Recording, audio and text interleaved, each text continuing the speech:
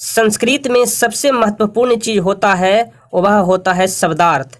यदि आप कुछ शब्द होते हैं उनका शब्दार्थ जानते हैं, मतलब संस्कृत के कुछ शब्द का यदि आप हिंदी में शब्दार्थ जानते हैं तो आपको संस्कृत आसान लगने लगेगा। तो सबसे पहले आपको यह देखना है कि जो यह चैप्टर है इसमें जो महत्वपूर्ण शब्दार्थ हैं जो आपके बुक में भी दिए हुए रहेंगे, तो सबसे पहले आप उस शब्दार्थ का हिंदी में अर्थ जान लेंगे। तो देखिए, पहला जो चैप्टर है जिसका नाम है मंगलम, तो इसमें भी कुछ शब्दार्थ दिए हुए हैं जिसका सबसे पहले हम आपको हिंदी में अर्थ बताएंगे। उसके बाद जो 5 श्लोक दिए हुए हैं पहले चैप्टर में उसका अर्थ बताएंगे, और उसके बाद हम आपको बारी बारी से सभी प्रश्न का उत्तर भी बताएंगे। तो सबसे पहला नंबर कह रहा है कि हिरण्मयीन का शब्दार्थ क्या होता है। तो आप याद रखिएगा, हिरण्मयीन मतलब होता है सोने सा, या फिर ज्योतिर्मय भी इसको बोलते हैं, लेकिन आप सोने सा याद रखिएगा। दूसरा नंबर है पात्रेन, इसका मतलब होता है पात्र से या फिर आवरण से। उसके बाद है सतस्य, सतस्य का मतलब होता है सत्य का, ठीक है, सतस्य का मतलब होता है सत्य का। उसके बाद चौथा नंबर है अपिहितम, तो अपिहितम का मतलब होता है ढका हुआ। उसके बाद देखिए 5वां नंबर कह रहा है मुखम, मुखम का मतलब होता है मुख या फिर द्वार। तो आप ध्यान रखिएगा, मुखम का मतलब होता है मुख या फिर द्वार। आप याद रखिएगा एक बात, आपको हम जितने सारे भी शब्दार्थ बता रहे हैं सभी आपको आगे काम आएंगे, प्रश्न उत्तर में काम आएंगे, श्लोक का अर्थ जानने के लिए काम आएंगे, इसलिए आप शब्दार्थ को ध्यान से याद कर लीजिएगा। चलिए 6ठा नंबर कहता है अपाब्रिनु, इसका मतलब होता है हटा देना। तो आप ध्यान रखिएगा, अपाब्रिनु का मतलब होता है हटा देना। अब देखिए 7वां नंबर है कि सत्य धर्माय, सत्य धर्माय मतलब होता है सत्य धर्मवान के लिए, ठीक है, सत्य धर्माय मतलब होता है सत्य धर्मवान के लिए। यह जो शब्दार्थ है आपके बुक में भी देखने के लिए मिलेगा, आपके बुक में भी यह दिया हुआ है। चलिए 8वां नंबर है दृष्टय, दृष्टय का मतलब होता है कि प्राप्ति के लिए, दृष्टय मतलब होता है प्राप्ति के लिए। 9वां नंबर है अनौ, मतलब क्या होता है, तो इसका अर्थ हो जाएगा मतलब सूक्ष्म से सूक्ष्म, जो छोटा से छोटा होता है। 10वां नंबर कह रहा है कि अनियान मतलब क्या होता है, तो इसका मतलब भी होता है सूक्ष्म या फिर अणु। 11 नंबर हम लोग देखेंगे महतः, महतः का मतलब होता है महान से, ठीक है, महतः का मतलब होता है महान से। 12 नंबर कह रहा है महियान, तो महियान का मतलब होता है महान।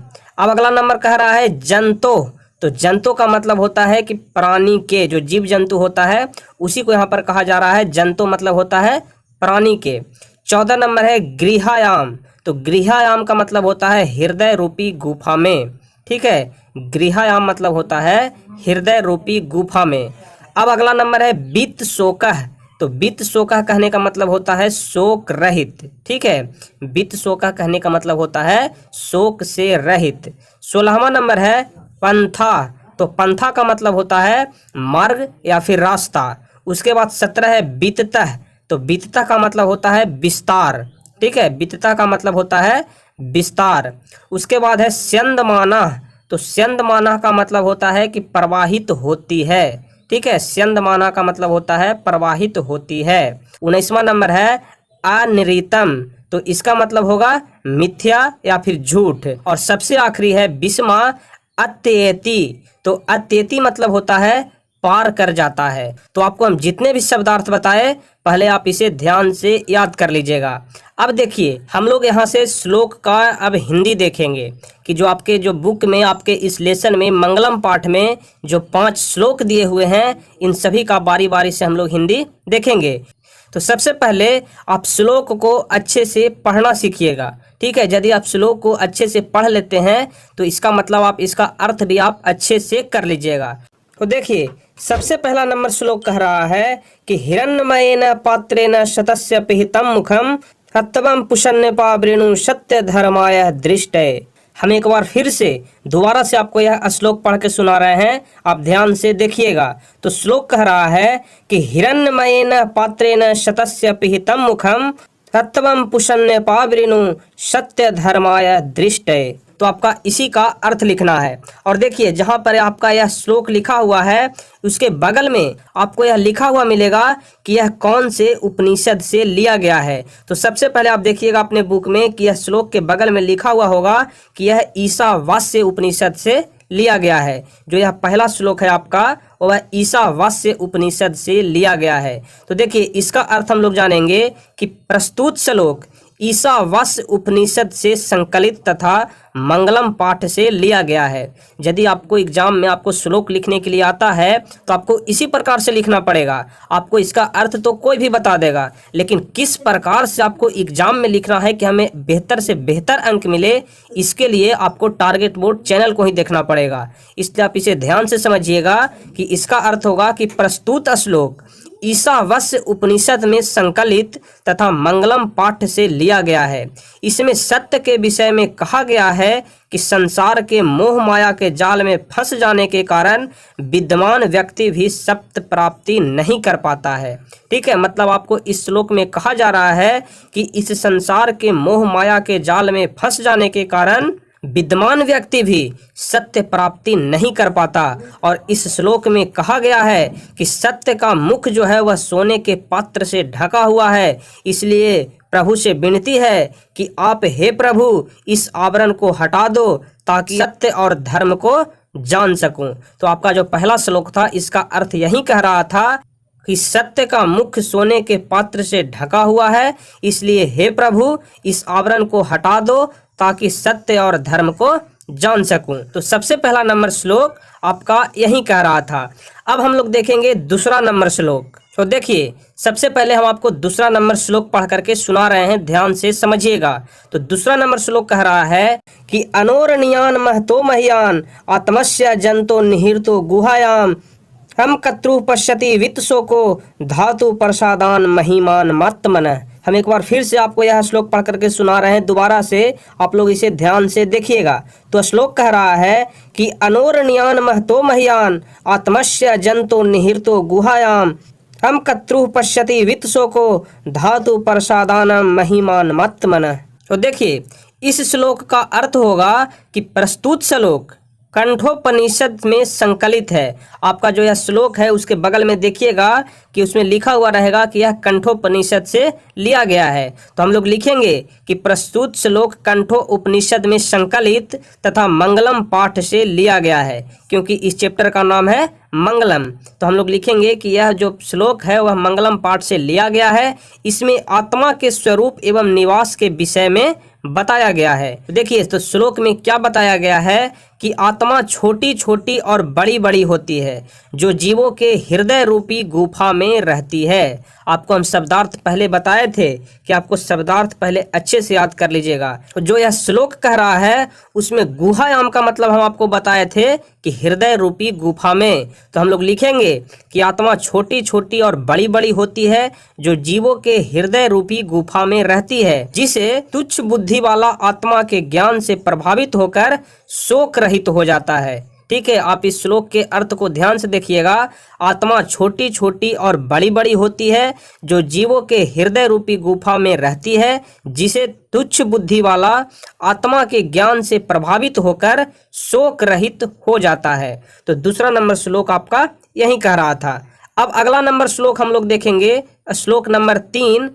सत्यमेव जयते नानृतम सत्येन पंथा बीततो देवयान येना क्रमंत्र ईर्ष्यो हप्त काम यत्र तत्र शस्य परम निधानम। देखिए यदि आपको श्लोक पढ़ने में कठिनाई होती है, जैसे जो यह वाला वर्ड है वह बहुत बड़ा वर्ड है, तो आपको किस प्रकार से पढ़ना है, पहले इसको 2-3 पार्ट में विभाजित कर दीजिए। जैसे यहाँ पर लिखा हुआ है एना, तो इसको अलग कर देंगे। उसके बाद लिखा हुआ है क्रमंत, इसको अलग कर देंगे। और सबसे लास्ट में लिखा हुआ है ईर्ष्यो, इसको अलग कर देंगे। तो हमको पढ़ने में ज़्यादा आसानी होगी। जब हम तीनों को अलग अलग कर देंगे तो हम इसे आसानी से पढ़ सकते हैं। तो किस प्रकार पढ़ सकते हैं, देखिए आपको हम एक बार फिर से पढ़ करके सुनाते हैं। सत्यमेव जयते नानृतम सत्येन पंथा बीततो देवयान येना क्रमंत्र ईर्ष्यो हप्त काम यत्र तत्र शस्य परम निधानम। इस प्रकार से आपको पढ़ना है। तो देखिए इसका अर्थ हम आपको बताते हैं कि इस श्लोक का अर्थ हिंदी में क्या होगा।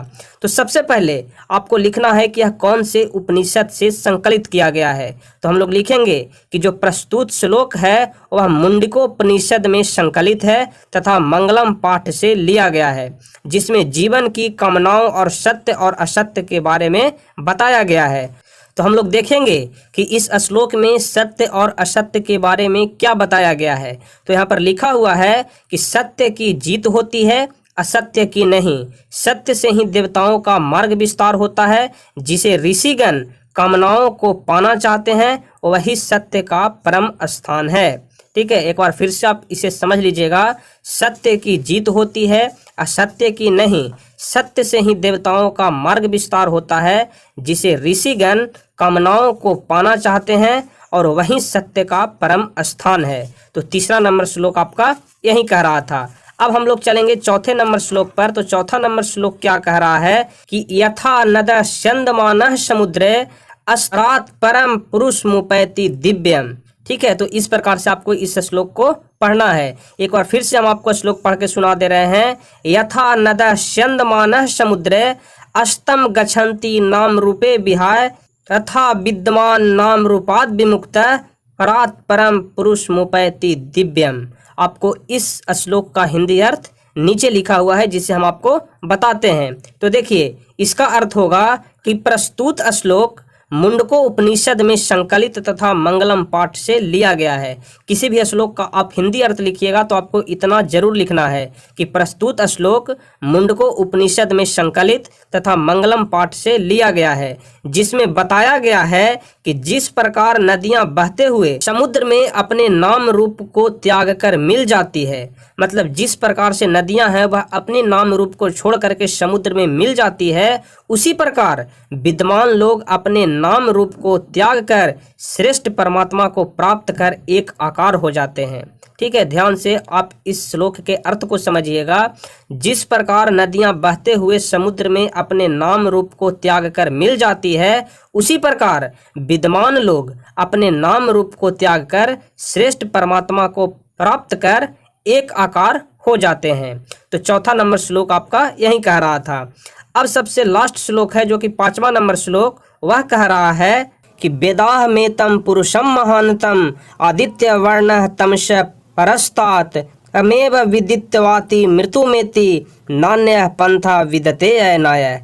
तो इसी प्रकार से आपको इस श्लोक को पढ़ना है। हम दोबारा से आपको इस श्लोक को पढ़ करके सुना रहे हैं, आप ध्यान से इसे समझने की कोशिश करिएगा। तो देखिए, यह श्लोक कहता है कि वेदाह में तम पुरुषम महानतम आदित्य वर्ण तमश परस्तात तमेव विदित्वाति मृत्युमेति नान्य पंथा विदते अयनाय। तो देखिए, सबसे लास्ट श्लोक है, इसका अर्थ होगा प्रस्तुत श्लोक श्वेता सवतर। ठीक है, यहाँ पर गलत लिखा गया है, श्वेता सवतर उपनिषद में संकलित तथा मंगलम पाठ से लिया गया है। जो प्रस्तुत श्लोक है वह श्वेता सवतर उपनिषद में संकलित है और मंगलम पाठ से लिया गया है, और जिसमें बताया गया है कि मुझे ही परम पुरुष जानो, जो आदित्य वर्ण के रूप में अंधकार के आगे प्रकाश के रूप में हूँ, जिसे जानकर मृत्यु को भी पार कर जाता है। इसके अलावा कोई दूसरा रास्ता नहीं है। मतलब जो पांचवा श्लोक है, इसका अर्थ कह रहा है कि मुझे ही परम पुरुष जानो। ठीक है, मुझे ही परम पुरुष जानो, जो आदित्य वर्ण के रूप में अंधकार के आगे प्रकाश के रूप में हूँ, जिसे जानकर मृत्यु को भी पार कर जाता है। इसके अलावा कोई दूसरा रास्ता नहीं है।